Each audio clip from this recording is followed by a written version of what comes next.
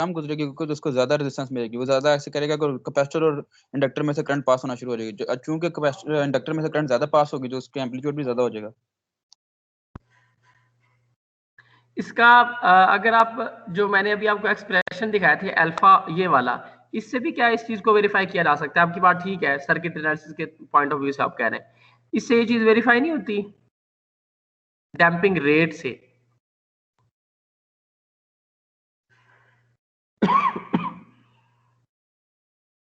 या sir are बढ़ाने से अल्फा बढ़ जाएगा? आर ये सॉरी मैं एक मिनट, ये जो है वो सीरीज वाला किया हुआ है, ये मिस्टेक है यहाँ पे पैरेलल वाला करना था, ये सीरीज वाला है। पैरेलल सर्किट का हमने जो आर की वैल्यू फाइंड आउट की है वो ये है, यानी ये अल्फा डैम्पिंग को अगर शो करता है, डैम्पिंग का मतलब क्या कि आपकी ऑसिलेशन का एम्पलीट्यूड क्या होगा? अभी आप कौन बात कर रहा था, फैसल? जी सर। आप बताएं कि अगर मैं ये अल्फा को बढ़ाता हूं, अभी अब इन चीजों को ना देखो, अगर मैं अल्फा को बढ़ाता हूं बेसिकली, तो आपके ख्याल में डैम्पिंग रेट को बढ़ाने से इन ऑसिलेशंस के ऊपर क्या फर्क पड़ेगा? एम्पलीट्यूड कम होगा या ज्यादा होगा? डैम्पिंग रेट को बढ़ाने से अल्फा ऑसिलेशन कम हो जाएंगी सर, उसमें वो एम्पलीट्यूड कम हो यानी जाएगा। डैम्प्ड हो जाएंगे, उनका एम्पलीट्यूड क्या हो जाएगा? सप्रेस हो जाएगा ना। Yes sir. तो इसका मतलब ये है कि अगर आपने यानी आपकी जो ऑसिलेशंस हैं उनके एम्पलीट्यूड को कम करवाना है, ज्यादा कम करवाना है, तो इसको बढ़ाना पड़ेगा। यस सर, डैम्पिंग रेट को बढ़ाना पड़ेगा। डैम्पिंग रेट को अगर हम आर के रिस्पेक्ट से देखें तो आर को कम करना पड़ेगा। यस, आर को क्या करना पड़ेगा? अल्फा को क्या सर, अल्फा को किससे रिलेट कर रहे हैं सर? रजिस्टर से, डैम्पिंग का ताल्लुक है यहाँ पर रजिस्टर से।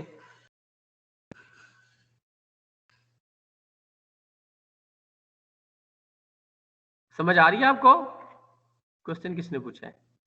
यस सर, समझ हसन आ अली। रही सर आ रही है। देखें मैं आपको ये जो वेव फॉर्म है ना, अभी हम इसको एल्टी स्पाइस में भी वेरीफाई करेंगे, पहले हम यहाँ पे एनालिसिस कर रहे हैं ना, अभी फिर सॉफ्टवेयर में जाके इसको वेरीफाई भी करते हैं। मैं आपको ये समझाना चाह रहा हूँ, scenario gets reverse in the case of parallel. Series के अंदर जैसे जैसे आप रेजिस्टर को इंक्रीज करते थे, आपकी जो ऑसिलेशन का एम्पलीट्यूड है वो कम होता जाता था, रिड्यूस होता था। लेकिन यहाँ पे डैम्पिंग जो है वो इन्वर्सली रिलेटेड है रेजिस्टर के साथ, यानी 20K के कंपैरिजन में ये देखें ये 20K है, अब रजिस्टर की वैल्यू ज्यादा है लेकिन इसकी डैम्पिंग कम है ना, कम डैम्पिंग है, इसका मतलब ऑसिलेशंस आ रही हैं, ऐसा ही है। Yes sir. अगर हम सिर्फ आर की ये दो वैल्यूज देखें जो उसने दो कंपेयर की हुई हैं, कि आर की उसने एक वैल्यू 20 ली है और दूसरी उसने वैल्यू ली है 8, अगर इन दोनों का कंपैरेटिव एनालिसिस किया जाए तो अगर आप ये चीज यहां से वेरीफाई कर सकते हैं कि जब रजिस्टर की वैल्यू ज्यादा होती है तो ऑसिलेशंस का एम्पलीट्यूड भी ज्यादा होता है, यानी डैम्पिंग कम होती है ना। लेकिन जैसे आप रजिस्टर की वैल्यू कम कर देते हो, तो क्योंकि alpha is inversely related with R, तो इसको कम करने से अल्फा बढ़ेगा। अल्फा बढ़ने का मतलब ये है डैम्पिंग बढ़ेगी, डैम्पिंग बढ़ने का मतलब ये है कि इसका एम्पलीट्यूड कम होगा। ये बात सबको क्या समझ आ गई है? यस सर, समझ आ गई। यानी अगर आप चाहते हैं, अब सुनिएगा, अगर आप ये चाहते हैं कि आपका जो रिस्पांस है वो स्टेडी स्टेट को जल्दी पहुंच जाए, तो आप रजिस्टर की वैल्यू पैरेलल में कम रखेंगे जबकि सीरीज में ज्यादा रखेंगे। ये देखें ना, ये स्टेडी स्टेट में जल्दी पहुंच रहा है, ये स्टेडी स्टेट में देर से अभी जाके पहुंचेगा, है ना? समझ आ रही है? Yes sir. ये इंडक्टर का करंट है और इसको तकरीबन डीसी जैसा हो जाना चाहिए था, अंडर डैम केस था, ऑसिलेशंस आई। अब जितना जितना ये देर से होता जाएगा हम कहेंगे सिस्टम उतना ही स्लगिश या ज्यादा, मतलब सेटलिंग टाइम बहुत ज्यादा है उसका, यानी कि स्पीड सिस्टम के सेटल होने की बहुत कम है। ज्यादा रजिस्टर की वैल्यू सिस्टम को स्लगिश कर देती है, स्लो कर देती है पैरेलल आरएलसी सर्किट में। लेकिन अगर आप रजिस्टर की वैल्यू कम करो तो आपका सिस्टम जल्दी पहुंच जाएगा स्टेडी स्टेट पे, दूसरे लफ्जों में उसकी स्पीड बढ़ जाएगी।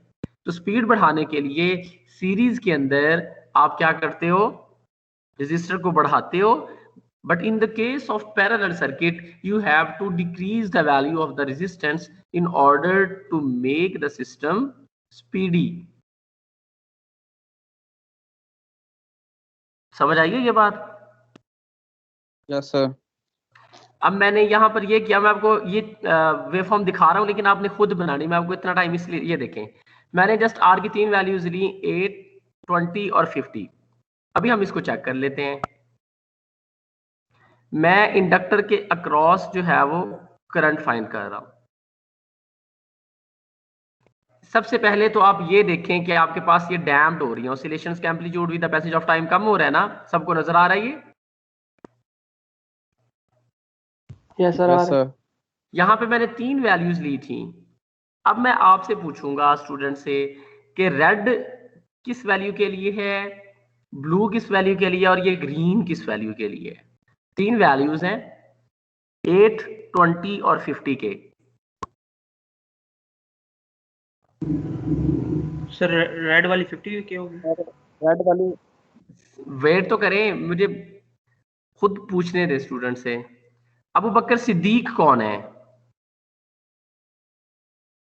यहां पर मौजूद हैं आप अबू बकर? अबू बकर सिद्दीक?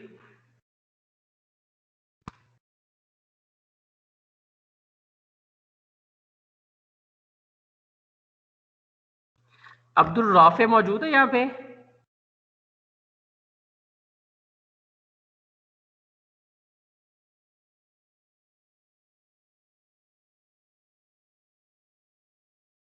आशिर कौन है? आशिर? Yes sir. आपको ये स्क्रीन में नजर आ रही है ऑसिलेशन डैम्प्ड होते हुए? Yes sir. इसमें सर जी रेड वाली 50 के लिए आपकी आवाज बहुत कम आ रही है सर। रेड वाली 50 के लिए होगी, ग्रीन वाली 8 और ये जो दूसरी है ये 20 के लिए। इससे आप क्या कंक्लूड करते हैं, सबको बताएं कि इससे हमें क्या पता चलता है पैरेलल आरएलसी सर्किट के अंदर रेजिस्टर का डैम्पिंग के साथ क्या रिलेशन है? सर इनवर्स, जितनी ज्यादा आर करेंगे उतनी ज्यादा मतलब ऑसिलेशन ज्यादा होती जाएंगी। और अगर हमने उनको सप्रेस करना है तो रेजिस्टर्स की वैल्यू क्या करना पड़ेगी? डिक्रीज कर देंगे। क्या कर देंगे? क्या करेंगे सर? काम कर देंगे रेजिस्टर। ठीक है, आप लोग ये करो कि इसको वेरीफाई कर लो जल्दी से। मतलब ये उस वक्त होता है, मैंने इसको जब आप इसको रन करके ना एक दफा कोई और विंडो की तरफ जाते हो ना तो उसका टाइम आउट हो जाता है, तो उसके बाद वो ऑसिलेट करना शुरू कर देता है। आप जल्दी से ये चीज वेरीफाई करो। ये वाली चीज मैंने आपको अब डायरेक्टिव, हम पिछली 2-3 लैब से ये कर रहे हैं कि हमने इसको क्या किया, इस लिस्ट बनाई है रजिस्टर की।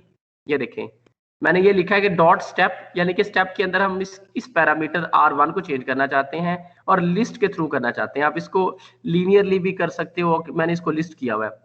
लिस्ट के थ्रू मैंने 3 वैल्यूज दी हैं। तो आप ये वाली कमांड लगाने से पहले यहाँ पे जब आप राइट क्लिक करोगे ना, जब आप इसको राइट क्लिक करोगे तो आप R को करली ब्रेसेस में लिखोगे, तो जो इस चीज को इंडिकेट करता है कि आप इसकी डिफरेंट वैल्यूज रखना चाहते हो, कोई फिक्स नहीं रखना चाहते। तो पहले आप R को राइट क्लिक करके ब्रेसेस में लिख दो, फिर उसके बाद डायरेक्टिव ऐड करो इसका। ये डायरेक्टिव ट्रांजिट एनालिसिस का, ये नीचे वाला डायरेक्टिव जो है वो इसका है।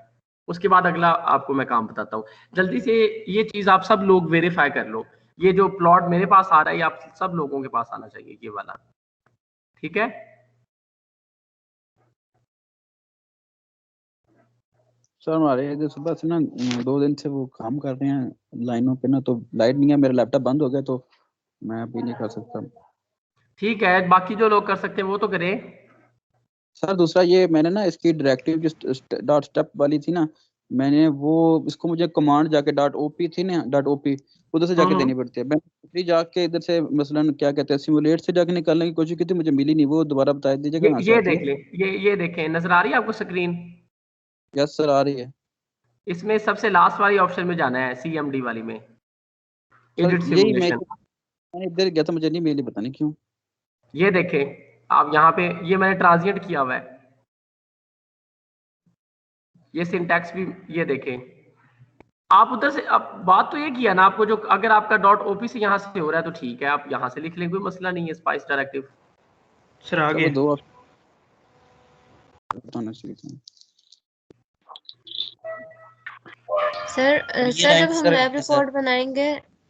सर जब हम लैब रिपोर्ट बनाएंगे तो हम ये डिफरेंट वैल्यूज यूज कर सकते हैं इसमें, इंडक्टर और कैपेसिटर वाली और रेजिस्टर की भी? बेटा असल में मैंने आपको लास्ट टाइम बताया था कि आपकी कॉपी है, आपने कॉपी बनानी है, आप कॉपी ले लो। मैंने आपको ये चीज बताई थी कि आप ये वाले जो टास्क मैंने अपलोड किए हुए थे पहली 4 लैब के, अब इसके भी अपलोड हो जाएंगे। वो जो लैब टास्क है उससे पहले मैंने आपको पूरी तरतीब बताई थी कि आप जिस तरह पहले आपने कॉपीज बनाई हुई है ना लैब की, सबसे पहले उसका टाइटल लिखोगे, ऑपरेटर्स में आपने जस्ट ये लिखना है कि आपने एल्टी स्पाइस यूज किया है। फिर उसके बाद थ्योरी में थोड़ा सा लिख दोगे, फॉर एग्जांपल ये पैरेलल RLC सर्किट है, तो किसी भी बुक आपकी रिकमेंडेड जो वैन वेल्कनबर्ग की बुक है उसमें से थोड़ी सी मतलब ब्रीफ सा उसका इंट्रोडक्शन लिखो। फॉर एग्जांपल के पैरेलल के अंदर जस्ट ये बता दो कि इनके क्रॉस जो है वो वोल्टेज सेम रहेगा, लेकिन करंट जो है वो डिस्ट्रीब्यूट होगा अकॉर्डिंग टू द रिएक्टर्स उनकी या इम्पीडेंस के अकॉर्डिंग। ठीक है, मतलब स्लाइड से इसकी डेफिनेशन जो भी टर्मिनोलॉजीज लिख दें। उसके बाद जो टास्क है आपने इसके अंदर आपने इसको जो है वो इसका प्रिंट लेना है, प्रिंट आउट लेके उसके ऊपर पेस्ट करना है कॉपी के ऊपर। ठीक है, और मैंने आपको बताया था फॉर द जिस तरह जो है वो मे बी ऑनलाइन तो कंटिन्यू रहेगा, आपकी जो ब्रेक है वो मेरे ख्याल में एक्सटेंड होगी या 15 दिनों के लिए, आपको पता चल गया होगा, अभी नोटिफिकेशन प्रॉपर आ जाएगा। तो मीनवाइल आपकी वैल्यूएशन करने के लिए हम आपको ये कहेंगे आप कॉपीज तैयार करना शुरू करें। फिर आपने जस्ट ये करना होगा, जिस तरह आपके एग्जाम भी हुए हैं ऑनलाइन, तो आपने फॉर एग्जांपल अब मैं असाइनमेंट क्रिएट करूंगा ENA लैब मैनुअल फर्स्ट या फर्स्ट लैब मैनुअल। ठीक है, तो उसके अंदर आपने ये करना होगा, आपने कॉपी जो है वो बाय हैंड तो राइट की हुई है, आप जस्ट उसके इमेजेस लेके उसकी PDF बना के अपना नाम लिख के तो आप जो है वो अपलोड कर दोगे। तो फॉर द टाइम बीइंग हम क्या करेंगे कि इधर से वैल्यूएशन कर लेंगे, लेकिन जब आप ऑन कैंपस आओगे उस वक्त आपकी कॉपीज भी बनी बनाई होंगी, मतलब आपको डबल काम नहीं करना पड़ेगा।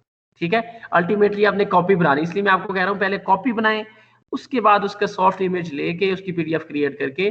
अभी मैंने सेक्शन इसीलिए अपलोड नहीं किया, नेक्स्ट टाइम तक आपका जो है ना वो मैं कहूंगा कि ये पहली जो 3 या 4 लैब्स हैं वो आप कॉपी में बना के उसके इमेज लेके फर्स्ट 4 लैब का आप PDF जो है वो अपलोड कर दोगे। ठीक है, समझ आ गई? Yes, sir, लेकिन ठीक। सर जी सर, थोड़े इश्यूज सर, टास्क में थोड़े इश्यूज हैं सर। क्या इश्यूज हैं? सर जैसे फर्स्ट टास्क था सर, उसका थर्ड पार्ट है सर, उसमें ट्रांजिशन टाइम का नहीं पता लग रहा है सर, ट्रांजिशन टाइम कैसे सेट करना है सर, अननोन होता है उसमें। 2-3 टास्क ऐसे हैं सर जिसमें ट्रांजिशन टाइम आपने बताया ही नहीं है बिल्कुल भी। कुछ चीजें ऐसी जानबूझ के रखी जाती हैं जिसको आपने खुद एक्सप्लोर करना होता है। यार ये स्कूल तो नहीं है ना कि आपको जो चीज पढ़ाई है आपको उसी में से पूछना है, ये जानबूझ के। और इसके अंदर एक इंडक्टिव किक के बारे में भी मैंने क्वेश्चन डाला हुआ, अगर आपने देखा हो तो। कुछ चीजें आपने खुद से एक्सप्लोर करनी होती हैं। और सर वैसे पूछना चाह रहा था, रैंडम भी ले सकते हैं कोई वैल्यू? अब मैं यहाँ पे बताऊंगा तो उसका आंसर नहीं मैं बताना चाहता ना बच्चे, आप खुद से उसको एक्सप्लोर करो। हाँ, किसी जगह पे आप स्टक हो जाती है तो आप मुझसे वो टीम के ऊपर पूछना तो मैं आपको बता दूंगा। लेकिन मकसद ये होता है कि एक टास्क जानबूझ के ऐसा डालना होता है इंटेंशनली, सो दैट कि आप उस चीज को जो है वो खुद से एक्सप्लोर करो। तो ये अटेंडेंस फॉर्म खोल नहीं रहा जी, आप टाइम देख लें क्या हो गया है सर। 10-12 से करना ओपन ही नहीं हो रहा। खैर मैंने अब इसके ऊपर आपसे डिस्कशन करके अपना टाइम वेस्ट नहीं करना। आपको पता है कि आपने लेट ज्वाइन किया है या उसको ओपन नहीं किया, उसकी एक स्लॉट है, मैंने उसके लिए 10 से 15 मिनट दिए थे। तो ये आपके अपने एंड पे आपके अलावा किसी ने कोई भी क्लेम नहीं किया। 10 minute more than enough upload मैं उसी वक्त देखा। बस ये नेक्स्ट टाइम के लिए आपके लिए वो है ना कि आप नेक्स्ट टाइम अगर इस तरह करेंगे तो आपकी अटेंडेंस, मैं किसी भी रैंडम टाइम के अंदर इसी तरह अटेंडेंस मार्क किया करूंगा। बस ठीक है, आप अब मुझे जो है ना वो जस्टिफिकेशन में आपसे मांग भी नहीं रहा। नेक्स्ट टाइम जो है आपको वैसे भी जो है वो एक एब्सेंट लगने से तो कोई मसला नहीं होता ना। नेक्स्ट टाइम एटलीस्ट आप पूरी ड्यूरेशन के अंदर प्रेजेंट तो रहेंगे ना। सर मैं पूरी ड्यूरेशन से प्रेजेंट हूँ, मैं सारा कुछ सुन रहा हूँ आप क्या कह रहे हैं।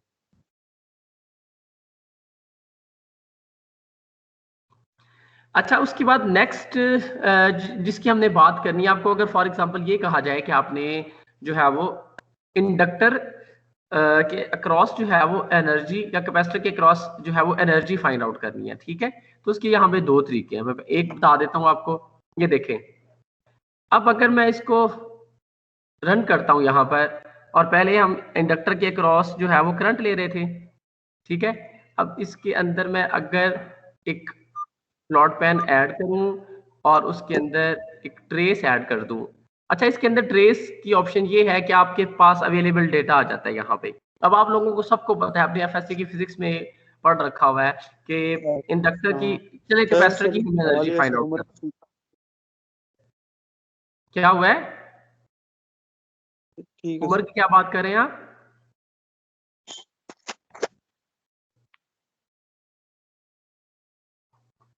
जी, ये सब आप सब लोगों को नजर आ रहा है ये वाला? यस सर, आ रहा है। सर। जी, आपको फॉर एग्जांपल ये कहा जाए कि आपने कैपेसिटर के क्रॉस जो है वो एनर्जी फाइंड आउट करनी है, ठीक है।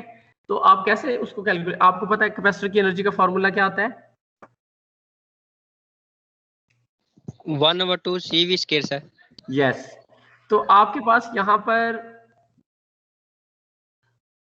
ये वोल्टेज आ रहा है, ये कैपेसिटर की वैल्यू आप वैसे लिख सकते हो। तो ये आपके सामने यहाँ पे एक्सप्रेशन टू ऐड के अंदर मैं खुद से एक्सप्रेशन बना सकता हूँ। हाफ की बजाय मैं लिखता हूँ 0.5, ठीक है। ये मल्टीप्लीकेशन का साइन है, शिफ्ट के साथ 8 प्रेस करेंगे तो कैपेसिटर की वैल्यू हमने रखी थी 47, है ना, नैनोफैरड, याद है सबको? Yes sir. उसके बाद हमारे पास ये नोड वोल्टेज है, ये वाला हमने इसको 2 दफा लिखना है क्योंकि इसका स्केयर आता है ना फॉर्मूला में।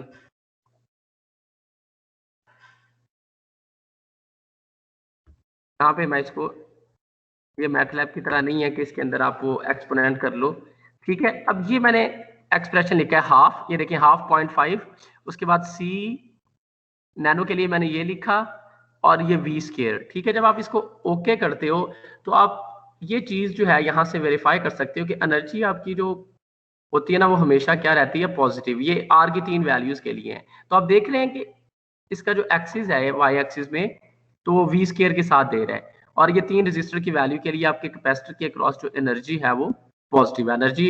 एक तो इसका जस्टिफिकेशन ये है कि मैथ्स में आपको पता है जो स्केयर वाली टर्म होती है किसी फॉर्मूला में कभी नेगेटिव नहीं हो सकता, हाफ सी वी स्केयर है ना। और दूसरी बात ये है कि आपके पास ये चीज अगेन ये शो कर रहा है कि energy also depends on the value of the register, और ये आपको नजर आ रही है यहाँ पर, ठीक है। इसी तरह आप कोई भी एक्सप्रेशन जो है वो खुद से भी बना सकते हो। यानी आपको ये कहा जाए कि किसी सर्किट के अंदर for example power find out करनी है, तो पावर का फॉर्मूला मैंने ऐसे आपको डायरेक्ट भी बताया था, तो आप उसका एक्सप्रेशन ये राइट क्लिक करके ऐड ट्रेस के अंदर जाके खुद बना सकते हो। ये देखिए यहाँ पे जो भी आपके पास पैरामीटर्स हैं इनके ऊपर अब कोई भी आप एक्सप्रेशन, मैथमेटिकल एक्सप्रेशन इसके ऊपर इंप्लीमेंट कर सकते हो ना। कैपेसिटर का करंट आ रहा है, उसके बाद रजिस्टर और इंडक्टर का भी करंट आ रहा है आपके पास, और वोल्टेज क्योंकि पैरेलल सर्किट है तो एक ही उसने वोल्टेज दिया है, ठीक है। ये और ये टाइम भी है। तो आपको कोई भी क्वांटिटी इस तरह फाइंड आउट करने के लिए कही जाए तो एल्टी स्पाइस की ब्यूटी ये है कि इसके अंदर आप खुद से उसका मैथमेटिकल एक्सप्रेशन बना सकते हो, और आपके सामने ये चीज वेरीफाई किया मैंने। ये देखें, ये वाली जो थी ये कैपेसिटर की एनर्जी थी, और ये 0 से नीचे नहीं कभी जा सकती क्योंकि पॉजिटिव रहती है हमेशा। ये बात सबको समझ आ गई है? Yes sir. सर दूसरा इसके अंदर एक बात कि लेट्स सपोज ये मैंने आर के, मैं वो टास्क नंबर कर रहा था शायद लाइन नंबर 2 का या 3 का कर रहा था, तो मैंने आर की या इंडक्टर की 3 वैल्यूज मैंने रखी थी। अब उसके लिए 3 ग्राफ बनेंगे ना। अब मैं चाहता हूँ कि जो मेरा सेकंड नंबर वाला ग्राफ है, मैं पॉइंटर लेता हूँ, कोई भी एक लेता हूँ या 2 पॉइंटर लेता हूँ, मैं कहता हूँ कि इसकी पीक मैंने फाइंड करनी है। सर मैं उसको पॉइंटर को लेके जाता था, मैं सेलेक्ट करता था ग्राफ को, मगर मैं पॉइंटर लेके जाता था, वो जो मैक्सिमम वाला ऊपर वाला होता है ना उसी के ऊपर रहता था, वो नीचे वालों के ग्राफ के ऊपर रहता ही नहीं था, उसकी कैलकुलेशन भी नहीं हो रही थी और वो नीचे आ ही नहीं रहा था। आप इस तरह कर सकते हो, आप इस पे राइट क्लिक करो, यहाँ से कर्सर ले लें आप, कर्सर फर्स्ट कर्सर। तो ये कर्सर जब आप लेंगे, ये देखें, तो कर्सर से ये होगा कि आप जिस वैल्यू के ऊपर लेके जाओगे उसके अकॉर्डिंगली वो उसकी वैल्यू बता देगा। ठीक है, यहाँ पे ये जब हैंड का ये सिंबल आ जाए, ये जिस तरह नजर आ रहा है आपको अभी। यस सर, मैंने इधर से किया था ना, इधर से मैंने अभी राइट क्लिक किया ना, तो कर्सर का ऑप्शन देगा वो, मैंने ठीक कर्सर है, आप सेलेक्ट इसके अंदर दो, आपके पास आपके यहाँ पे मेरे पास 3 वैल्यूज हैं, ये इसके अंदर लिमिटेशन है, ये फर्स्ट और सेकंड, और या दोनों को अलग अलग देता है या कंबाइन दे देता है, और उसका हाँ सर, कलर। जी जी, हाँ, मैंने अब लेट्स सपोज 1 2 यहाँ कर्सर 2 या 1 2 सेलेक्ट कर लिया, वो आ जाएगा ठीक है। कर्सर, वो ना लाइनें बड़ी आ जाती हैं। अब वो लाइन है ना, जो जो मैक्सिमम वाला सर वैल्यू ना, उसी के ऊपर वो घूमता है, मतलब उसी की पीक की नहीं, नेगेटिव। एक मिनट, ये कर्सर के अक्रॉस ये भी तो खुल जाता है भाई, ये वाला, ये आपको विंडो नजर आ रही है, ये हॉरिजॉन्टल और वर्टिकल, इन दोनों के मतलब हॉरिजॉन्टल की किस वैल्यू के लिए आपने कौन सी वैल्यू फाइंड आउट करनी, वो हर पॉइंट पे बताएगा आपको। सर ये भी मुझे पता है सर, मैं कह रहा हूँ कि लेट्स सपोज इधर 3 ग्राफ बने हुए हैं ना, अपनी हमारी प्लॉट के अंदर ठीक 3 है, ग्राफ बने हुए हैं। ठीक है। अब मैं कहता हूं कि मुझे रेड वाला नहीं, मुझे ग्रीन वाले की वैल्यू चाहिए, तो मैं कैसे लेके जाऊं? क्योंकि मैंने तो कैलकुलेशन, आपने बोला कि हर आप एक की वो इसको कैलकुलेशन यहाँ आपने। से सिलेक्ट कर सकते हो, डिलीट कर सकते हो, जो सा आपको चाहिए वो आप ले सकते हो, यहाँ पे कोई मसला भी नहीं है। आपने ग्रीन लेना है, आप सिर्फ ग्रीन ले लो और उसकी वैल्यू वो बता देगा। ये कलर से पता लगेगा? यस, ठीक है। आपके टास्क में डेफिनेटली कुछ ऐसी चीज होगी जो यहाँ पर मौजूद नहीं है, तो वो आपको उसको थोड़ा सा खुद से जो है वो वेरीफाई करना पड़ेगा। अब यहाँ पे अगर हम समरी देखें आरएलसी की ट्रांजिएंट रिस्पॉन्स की, तो सीरीज और पैरेलल के अंदर एक ही चीज कॉमन थी, जो कि रेजोनेंस फ्रीक्वेंसी थी। ठीक है, और अगर हम उसका अल्फा का एक्सप्रेशन देखें, तो दोनों का कंपैरिजन आप करें, तो सीरीज के अंदर ये डायरेक्टली प्रोपोर्शनल है रजिस्टर के, और यहाँ पर इनवर्सली रिलेटेड है। क्रिटिकल डैम्प के लिए उसका रिस्पॉन्स ये था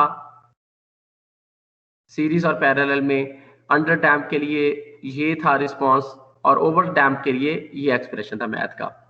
ठीक है, तो ये आज की लैब थी। इसके बाद कुछ लैब्स अब ऐसी हैं जो कि हैंड ऑन जो है, यानी कि ऑन कैंपस ही पॉसिबल होंगे। कुछ लैब्स ऐसी हैं जो कि उसके बाद वाली हैं, जो कि हम सॉफ्टवेयर के ऊपर अगेन कर सकते हैं, फिल्टर से रिलेटेड, या कुछ और लैब्स हैं। तो नेक्स्ट टाइम जो है, आज की लैब, आज के अंदर हम सिर्फ एक ही लैब की है, पैरेलल आरएलसी सर्किट। तो आपको टास्क जो है अपलोड हो जाएंगे। मैं आपको ये बता रहा हूँ कि आप लोग कॉपी बनाना शुरू करें। नेक्स्ट वीक में आपको कहा जाएगा कि आप स्पेसिफाइड नंबर ऑफ लैब्स के मैनुअल जो है वो आपने अपलोड करने हैं, और वो इमेजेस लेके आपने कॉपीज के ऊपर ये सारा कुछ पेस्ट किया हो। और मैंने आपको बताया था कि इसके अंदर ये जो मॉडल है, इसके अंदर आपका रोल नंबर जो है वो मौजूद होना चाहिए। ठीक है, जो कि डिस्टिंग्विश करेगा कि आपका अपना काम है ये। जी, आप कुछ पूछ रहे थे? सर लेट्स सपोज अगर मुझे कोई टास्क बनाते हुए कोई मुश्किल पेश आई है, जो किसी दोस्त को भी नहीं पता, तो मैं फिर आपको टीम पे ही कांटेक्ट करूं? मेरी बात सुनिए, अगर आप किसी दोस्त से कांटेक्ट करते हैं, और मैं आपको बस ये बताता हूं कि आप लोग ये एटीट्यूड जो है ना, वो इसको अडॉप्ट ना करें कि आप डायरेक्टली कॉपी पेस्ट करके ब्लाइंडली उसको हमें प्रेजेंट कर दें। ऐसा ना किया करें। अगर आप डिस्कस कर लें, ठीक है, क्योंकि चीजें सेम है, तो डिस्कस कर लें। म्यूचुअल डिस्कशन के इसके साथ ये होता है कि एटलीस्ट उसको पता होता है, जिसको आप अपना काम दे रहे हो उसको समझा के दो। आप सबसे पहले वेब जो है उसको एक्सप्लोर करो ना, उसके अंदर आपको होपफुली बहुत सारी हेल्प मिल जाएगी। हाँ, अगर आप बहुत ज्यादा स्टक हो गए और आपको नहीं समझ आ रही, फिर आप उससे कांटेक्ट कर सकते हो। ठीक है सर सर सीन ये है कि जो थ्योरी वाले सब्जेक्ट है ना, वो काफी स्पीड से आगे जा रहे हैं, और लैब का हमें करते हुए ना हमारी 3 लैब चलती हैं। कॉपियां बनानी, फिर उसके टास्क करना, उसमें समझना है, फिर उसका एक्सप्लोरिंग करना, दूसरों से पूछना, तो सर काफी ज्यादा टाइम लग जाता है, वो फिर हमें परेशानी होती है कि मतलब किधर ये तो आपको इस सिस्टम के थ्रू तो आपको गुजरना पड़ेगा। इंजीनियरिंग के अंदर तो ये सारे जो है वो करना पड़ता है ना, फेस, इन चीजों को मैनेज करना। यही तो आपको इस 4 साल के टेन्योर में से, इन्हीं चीजों में से गुजार के ही तो आपको जो है वो काबिल बनाया जाता है कि आप कल को काफी टाइम जो है वो, मतलब काफी काम जो है वो एट द सेम टाइम अच्छे तरीके से परफॉर्म कर लो। ये तो अब इसके अंदर फॉर्म में तो कॉपी बना सकते हैं जी सर, सॉफ्ट फॉर्म में कॉपी? नहीं बनानी ना भाई, मैं आपको डबल काम नहीं करवाना चाहता, आप समझ लो इस बात को यार। अभी मैं आपको कहूँ सॉफ्ट बनाओ, फिर जब आप ऑन कैंपस आओगे मैं आपको कहूँ कि आपकी जो लैब है उसके अंदर आपको दूसरी कॉपीज बनाना पड़ती है, बाय हैंड लिखो, तो आपके लिए डबल काम करना पड़ेगा, तो आप एक ही दफा काम कर लो ना। जी ठीक है सर जी सर आप मैंने आपको लास्ट लेक्चर में भी कहा था, आप मुझे टीम्स में ऐड नहीं किया आपने मुझे अभी तक, यानी लैब की, और लिस्ट आ गई है अपडेटेड, उसमें मेरा रोल नंबर है। या मैं भूल गया था, मैं आपको कर देता हूँ अभी, आज मैं अभी कर देता हूँ। आपका रोल नंबर 180 क्या था? 180 184 सर, 184। 184 ठीक है, आज आप लाजमी ऐड हो जाओगे, ठीक है इंशाल्लाह। Okay okay excuse me sir, आपने जी एनर्जी किस तरह फाइंड एक्सप्रेशन ऐड किस तरह की है ये बता दीजिए। या असल में ये किया है, ये देखें आप, इसके अंदर आप जब ऐड ट्रेस करते हो ना, ऐड ट्रेस, तो यहाँ पे एक्सप्रेशन आप अपने हाथ से लिख सकते हो कोई भी। तो पहले मैंने आपसे ही पूछा, आपको पता है सब लोगों को कि कैपेसिटर के cross energy half CV square होती है, इस तरह इंडक्टर के cross half L I square होती है। तो आप जब आप इसको ऐड ट्रेस करोगे ना, तो उस जो सर्किट है उसके सारे करंट वोल्टेज जो भी क्वांटिटीज है यहाँ पे अवेलेबल हो जाएंगी। आप उनका कंबाइन कोई एक्सप्रेशन जो है वो आपने IC1 फॉर एग्जांपल किया है, इसके साथ मैं मल्टीप्लाई करता हूँ VN1 फॉर एग्जांपल। अगर प्योर डीसी सर्किट होता तो इसकी पावर आप ऐसे भी कैलकुलेट कर सकते हो, डायरेक्ट भी कैलकुलेट कर सकते हो। मैं आपको ये बता रहा हूँ कि ये जो ऐड ट्रेस करके आप यहाँ पे जो एक्सप्रेशन आप यहाँ पे राइट करते हो, इससे आप कोई भी आपको जो काम कहा जाए वो आप उसको फाइंड आउट कर सकते हो। तो यहाँ पे मैंने हाफ सीवी स्क्वायर लिखा था असल में, ठीक है। एक्सक्यूज मी सर, सर आपने जो 47 लिखा था सर, 47 के साथ नैनो भी लगाएंगे? या मैंने उसको यस मैंने उसको डिवाइड कर दिया था ना, नैनो के लिए 9 मतलब 10⁻9 से डिवाइड कर दिया था ऐसे करके। आप वो इस तरह कर लो, डायरेक्ट करके वो लिख दो। कहाँ से आ रहे हैं जी R1 लेस नहीं ट्रांजिट में, कहाँ से आ रहे सर? मुझे समझ नहीं आ रही, आप जरा दोबारा बोलें। R1 लेस नहीं 8 किलो ओम और 20 किलो ओम, मतलब ये ट्रांजिट में नहीं, ये कहाँ से आ रहे हैं मतलब? ये वाले नहीं ये वाला नहीं, सर बेसिकली मतलब R1 लेस वो पूछना चाहता वो जो आपने वो डॉट स्टेप पैरामीटर इस्तेमाल किया ना ट्रांजिएंट के अंदर जाके, जो वो कह रहे हैं वो दोबारा बता दें। इसकी बात कर रहे हैं वो? जी सर, इसकी बात कर रहे हैं dot step yes sir, parameter की बात कर रहा है वो। ये भाई ये पहली दफा नहीं है, ये पिछली 2 लैब्स के अंदर भी हमने यही काम किया। आप इसकी पुरानी वीडियो सुनो ना, आपको समझ आ जाएगी। मैंने आज भी बताया वैसे कि इसको कैसे करना है, कि जब आप कंपोनेंट लेते हो तो उसकी जब आप राइट क्लिक करोगे ना उसके ऊपर, तो उसकी स्पेसिफाइड वैल्यू देने की बजाय आप उसको करली ब्रेसेस में लिख लो, और उसके बाद ये डॉट ऑफ में जाके डायरेक्टिव आपको लिखना पड़ेगा ये वाला, ठीक है। आप इसके ऊपर राइट क्लिक करो तो ये देखें, ये मैंने लिखा हुआ ये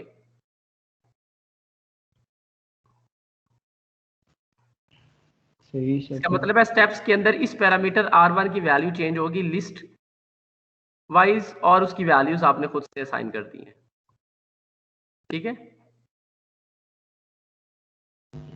ठीक है सर, सही। ओके, इसके अलावा किसी का कोई क्वेश्चन हो? सर जो थ्योरी वगैरह लिखनी है मसलन लैब 3 और 4 की,